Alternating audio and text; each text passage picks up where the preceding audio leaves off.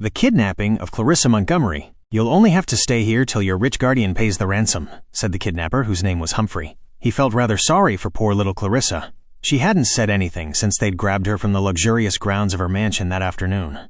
I think the poor little kid's in shock, Humphrey said worriedly to Spud, who had masterminded the abduction. Spud didn't care if she was in shock, neither did Milligan. Just sit tight and don't cause any trouble, kid, Spud snarled. Soon as the old man pays the $50,000, you'll be sent back. Clarissa finally spoke. $50,000? she said. I'm sure he'll manage to find it, said kind-hearted Humphrey reassuringly. You'll be out of here in no time. Clarissa looked at him coldly. You're all mad, she said. You could have got a whole lot more than $50,000. My guardian is loaded. She's in shock, Humphrey thought, and made her a cup of cocoa with his own hands. He'd fixed up a corner of the barn quite nicely with a toffee apple and a saucer. He was fond of little kids. Spud was setting up a poker game. Clarissa watched silently. You don't have to be scared of those gorillas, Humphrey whispered. They're really harmless. I'm not scared of anything, Clarissa said, and drew closer to the table. Beat it, growled Spud, but Clarissa looked at his card, then went round the table and inspected Humphrey's and Milligan's. Get rid of the red queen and keep the clubs, she said to Humphrey, and he did, and won.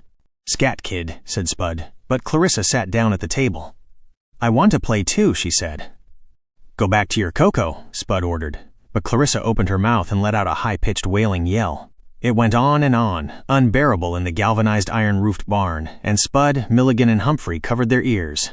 Maybe she'll stop if we let her play, suggested Humphrey, and dealt out a hand to Clarissa. She stopped screeching and picked up her cards. Then she proceeded, without any trouble at all, to win 10 games and $50. An illustration follows, showing Clarissa calmly holding a winning hand of 3 aces while the 3 kidnappers look on in absolute shock and frustration. It's not very nice if you ask me, Spud said disgustedly. Little girls shouldn't know how to cheat at poker. Clarissa pocketed her winnings and went to bed. She slept very well. In the morning, she woke up early. Humphrey, Spud, and Milligan were dozing fitfully in uncomfortable chairs. Clarissa made herself a substantial breakfast, then examined the barn.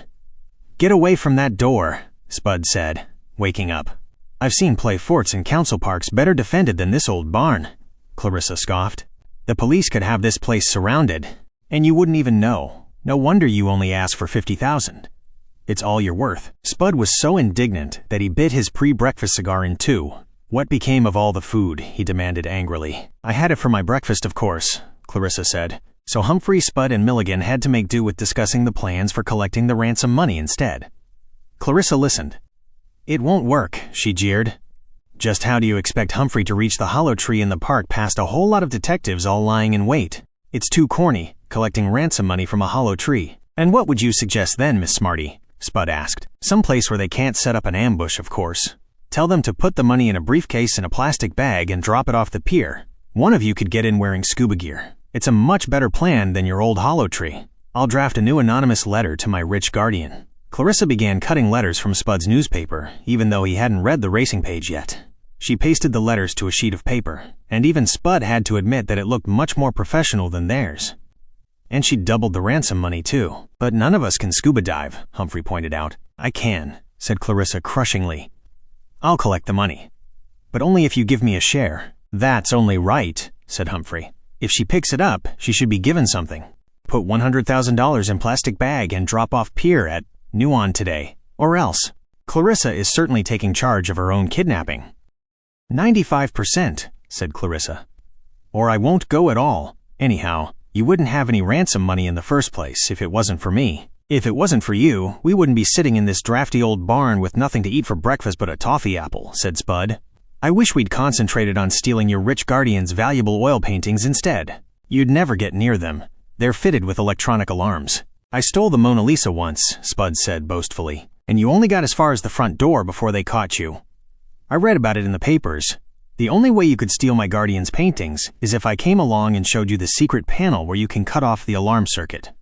So there. Spud sourly began a round of poker while Humphrey went out to deliver the ransom note. Clarissa won another 10 games. Spud thought with pleasure that after tonight they'd be rid of her. Soon as we pick up that briefcase, we'll drop you off at your mansion, he said. First we'll come back here and count the money, contradicted Clarissa. Don't you know you can't trust anyone? You're the most hopeless gang leader I ever met. And you'll have to make plans about leaving the country too. You'll need to learn a foreign language, but that's no problem. This afternoon you can all study French verbs. I'll supervise. That's after you clean up the getaway car. I'm not going anywhere to pick up ransom money in a car as dirty as that. She nagged so much that Spud, Humphrey, and Milligan went out in the cold and cleaned the car. Clarissa sat at the window and made sure they did a thorough job.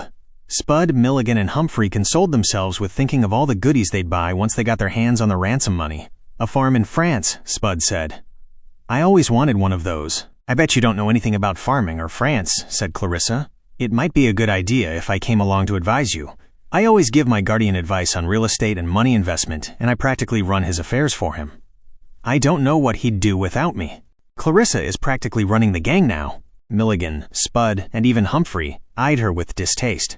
They were getting fed up with the drafty barn, the waiting, and the French verbs. And most of all, they were fed up with Clarissa and her organizing. It was almost a relief when the time came to collect the ransom money.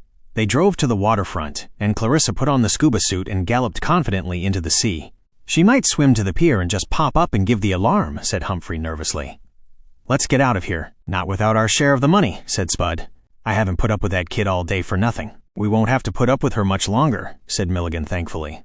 Soon as we sort out the ransom money, we can drop her off at her mansion, and good riddance. Then it's off to the south of France for us. That guardian's welcome to her, said Spud. We should give the poor old fellow a few $1,000s back. I feel sorry for him, having to put up with her till she's grown up and married. No one would marry her, said Milligan with conviction. Not even if they were bribed with all of the Montgomery fortune. They watched the water anxiously, but no police boat bristling with armed constables skimmed into sight. And after 15 minutes, Clarissa emerged, carrying a weighted briefcase in a plastic bag. Milligan, Spud, and Humphrey tried to grab it from her, but Clarissa put it in the getaway car and sat on it. Don't be so greedy, she said. You're making as much noise as kids in a sandpit. You'll just have to wait till we get back to the barn. On the way back, the three gangsters were quite civil to Clarissa. They were all thinking that very soon they could drop her off at her mansion and never have to listen to her again or be ordered about. Spud had the first try at the locked briefcase and failed. Milligan failed too, and then Humphrey had a turn, with his skillful hands that had foiled every bank safe in town.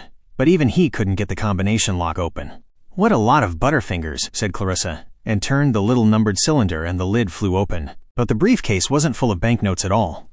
There wasn't. The suspense. It seems like Clarissa's plan might have a twist. Anything but the bricks that had served to weigh it down in the water. And one short-typed note. Spud snatched it up and read it aloud, and his eyes rounded with horror and disbelief. Do not want Clarissa back. She is too irritating. And bossy. You can keep her. Glad to get rid of her. Regards, Algernon Montgomery, millionaire. All the kidnappers turned pale and sat down. Why are you all sitting down wasting time? Clarissa demanded, frowning. We have an oil painting job to plan. And now that I'm in charge of this gang, I expect much better work from all of you. Robin Klein. What a twist. It looks like Clarissa has officially taken over.